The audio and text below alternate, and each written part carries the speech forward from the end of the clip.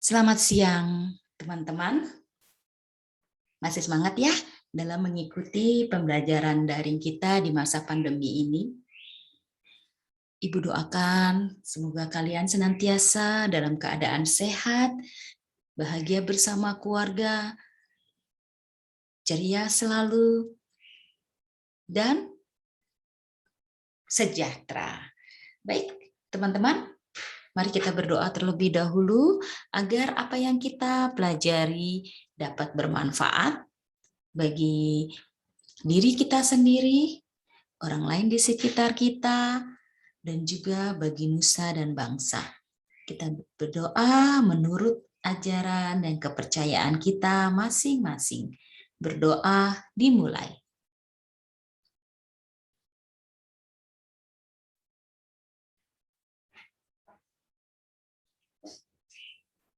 Berdoa selesai. Mari teman-teman, kita nyanyikan lagu Indonesia Raya secara virtual.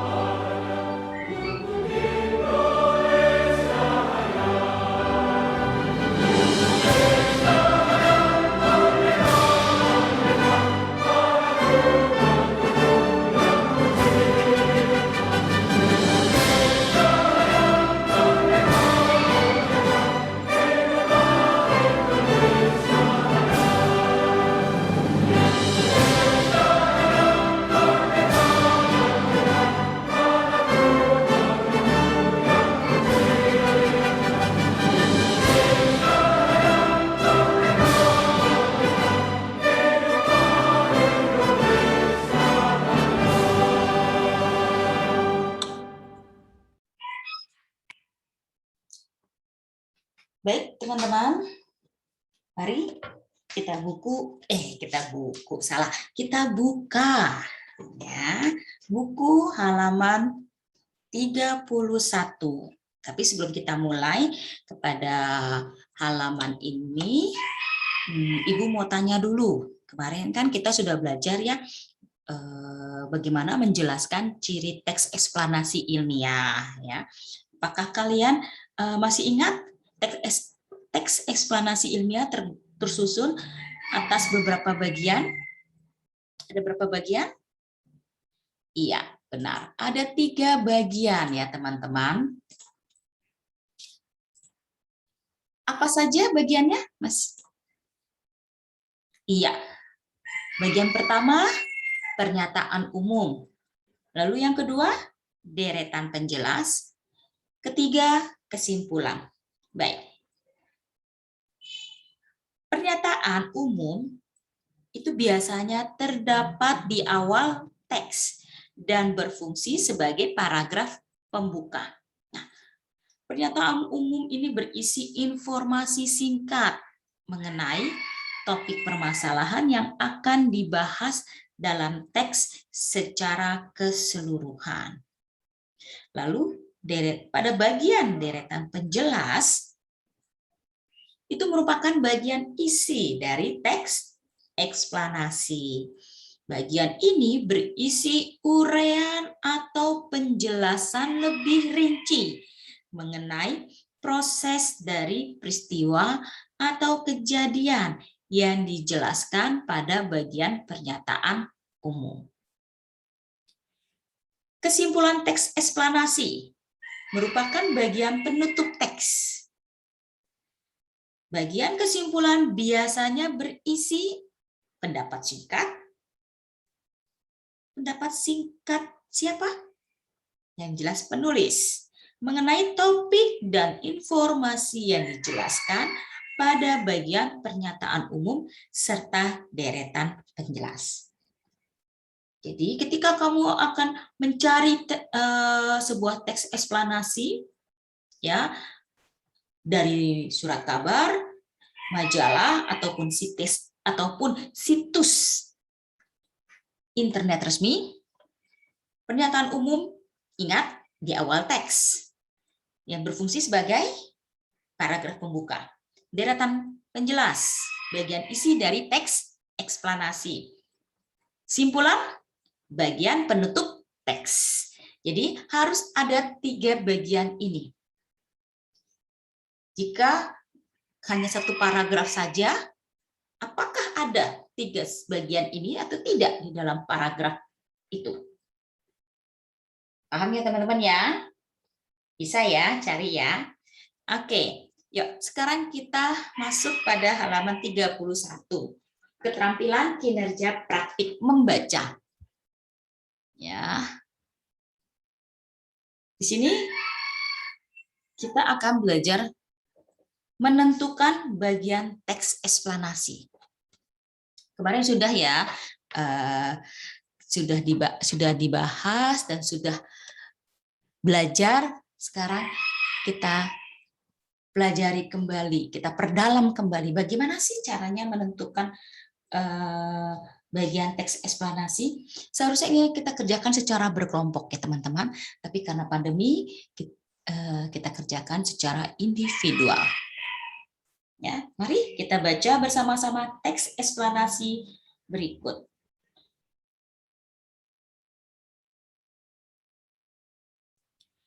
Komputer portabel serbaguna. Komputer portabel atau yang lebih dikenal dengan sebutan laptop merupakan komputer berukuran kecil dan ringan yang dapat dibawa. Sama seperti komputer lainnya, laptop juga memiliki layar, papan tombol, serta mikroprosesor untuk menjalankan programnya. Walaupun hampir sama dengan komputer pada umumnya, laptop dinilai lebih praktis karena dapat dibawa dan digunakan di mana saja.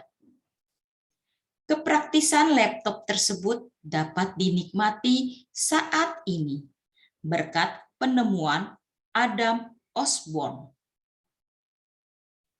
Adam Osborne adalah seorang ilmuwan yang lahir pada tanggal 6 Maret 1939. Ia menjadi salah satu ilmuwan yang berkontribusinya dalam penemuan laptop atau komputer portable. Penemuan laptop atau komputer portable bermula dari ide seorang bernama Alan Kay. Bersama rekannya yang bernama Felsenstein, Adam Osborne berusaha mewujudkan ide pembuatan laptop Alan Kay. Mereka bekerja sama hingga akhirnya dapat membuat laptop pertama di dunia yang diberi nama Osborne. Osborne 1.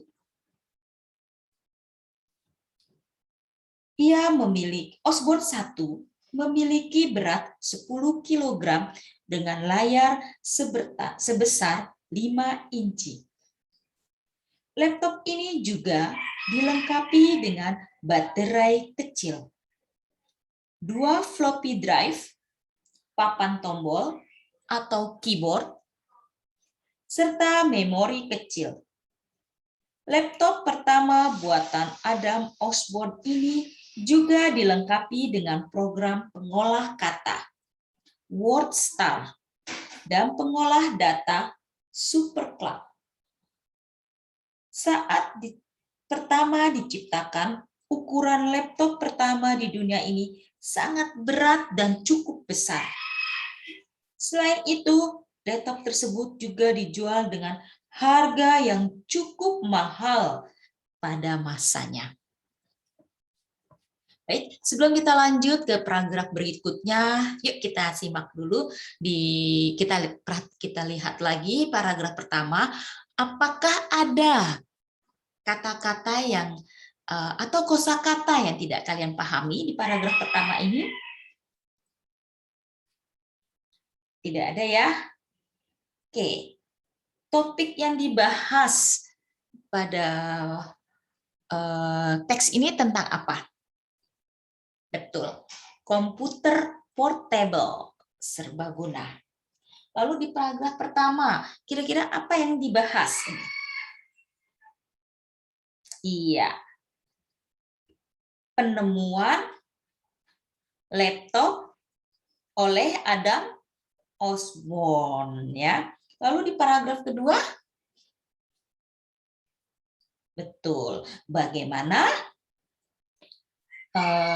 Adam Osborne ini membuat laptop pertama, ya, yang dilengkapi dengan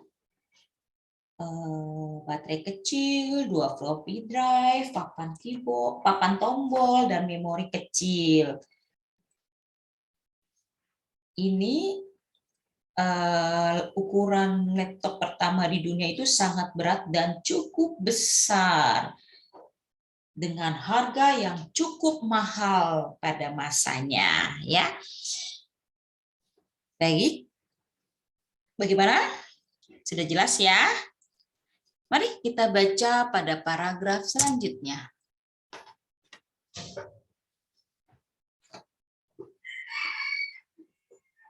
Keinginan untuk bekerja menggunakan komputer yang lebih ringan dan praktis membuat para ilmuwan terus berupaya mengembangkan penemuan Adam Osborne. Para ilmuwan melakukan berbagai percobaan untuk mengubah bentuk, model, dan program agar laptop menjadi lebih praktis dan ekonomis.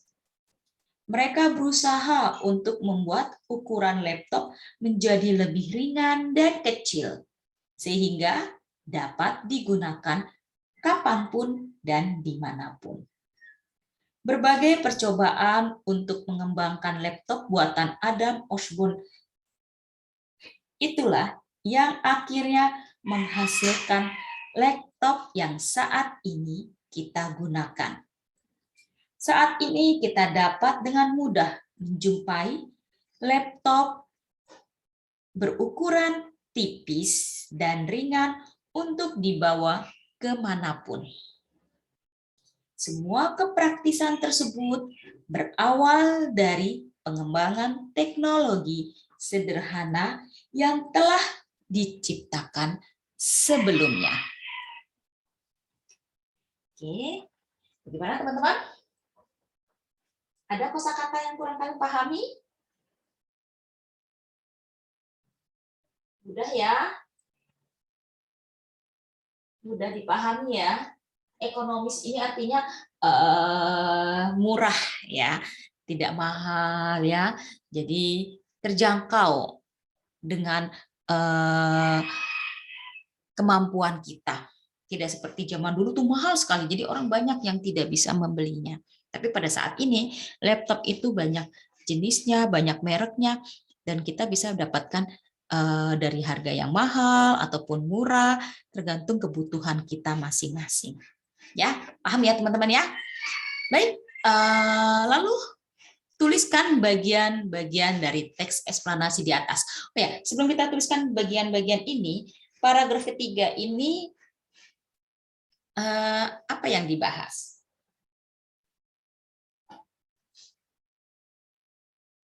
Iya, betul. Kita dapat dengan mudah menjumpai laptop berukuran tipis dan ringan untuk dibawa kemanapun, ya. Ini berkat para ilmuwan ya teman-teman ya. Kalau tidak, waduh kita bawa laptop besar, berat, mahal lagi ya. Atau misalnya Ibu saya di paragraf ini keinginan untuk bekerja menggunakan komputer yang lebih ringan dan praktis membuat para ilmuwan terus berupaya mengembangkan penemuan Adam Osborn, boleh nggak? Boleh ya teman-teman ya. Jadi bisa di kalimat awal, ingat ketika mencari gagasan pokok itu bisa di awal kalimat, di akhir kalimat, ataupun di tengah kalimat. Ya, baik. Ada berapa paragraf dalam teks ini? Ya, ada 3 paragraf. Ya, paragraf 1. Nah, kita sudah masuk kepada bagian dari teks eksplanasi ya. Oke, pada paragraf 1 itu termasuk bagian teks eksplanasi ilmiah yang mana? Iya, betul. Paragraf 1 itu pernyataan umum. Ya.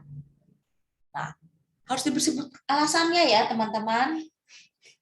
Karena paragraf pertama ini ya berfungsi sebagai paragraf pembuka, berisi informasi singkat tentang siapa? Penemu atau ilmuwan Adam Osborn. Ya. Lalu yang paragraf kedua. Paragraf kedua itu termasuk yang mana, teman-teman? Ya, deretan penjelas. Mengapa ini deretan penjelas? Karena berisi uraian atau penjelasan lebih rinci mengenai proses dari penemuan laptop atau komputer portable. Ya.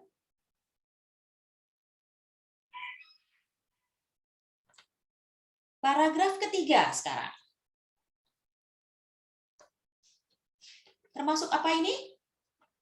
Iya, benar. Kesimpulan. Kesimpulan teks eksplanasi merupakan bagian penutup teks ya teman-teman, di mana berisi pendapat singkat penulis ya mengenai komputer portable serbaguna ini dan informasi yang dijelaskan pada bagian pernyataan umum serta deretan penjelas ya, di mana dijelaskan ya di kalimat pertama dan kalimat terakhir itu adalah kalimat pertama dan kalimat kedua itu menjelaskan bagian pernyataan umum dan deretan penjelas. Baru di akhir kalimat ini, di akhir paragraf ini kesimpulan ya.